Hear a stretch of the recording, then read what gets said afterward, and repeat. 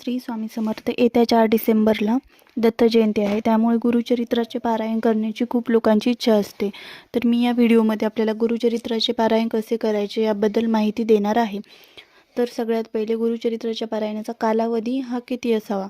तर खूप जण हे पारायण 3 दिवसाचं करतात, काही जण 7 दिवसाचं करतात. तर आपण ह्या जे दत्त जयंतीनिमित्त पारायण करणार आहोत ते 7 दिवसाचं मी या व्हिडिओमध्ये सांगणार आहे.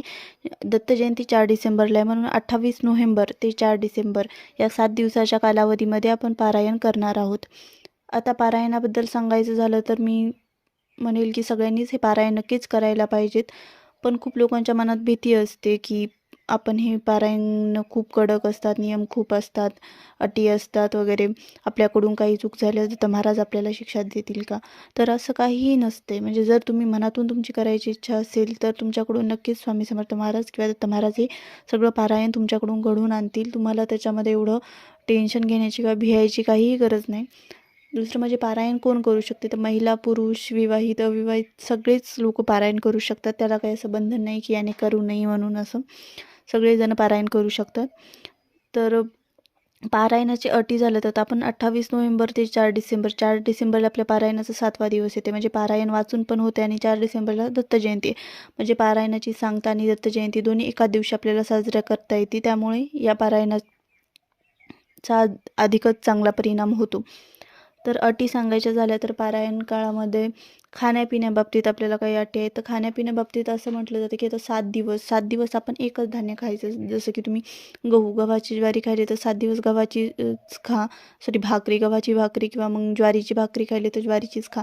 म्हणजे सांगायचं तात्पर्य एकच की 7 दिवस कोणतं एकच धान्य निवडा आणि तेच ग्रहण करा.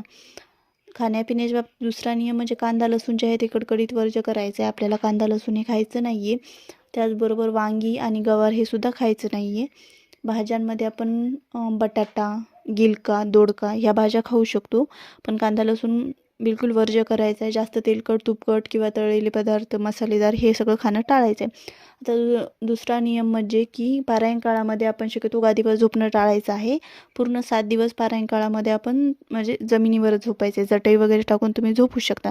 आता सध्या नोव्हेंबर डिसेंबरमध्ये थंडीचे दिवस असल्यामुळे हे थोडं अवघड जाईल, बट एवढं काही नाही, तुम्ही करू शकता हे.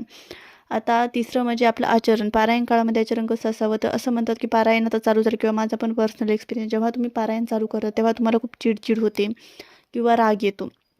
तर किती जरी चिडचिड झाली किंवा राग आला तरी ते म्हणजे शांत ठेवायचं स्वतःला. कोणासोबतही भांडणं करायचे नाही, फालतू वाद घालायचं नाही किंवा कोणाबद्दल बाहेरच्या लोकांबद्दल पण गॉसिप करायचे नाही किंवा घरातल्या माणसांसोबत पण वादविवाद करायचे नाही पारायण काळामध्ये.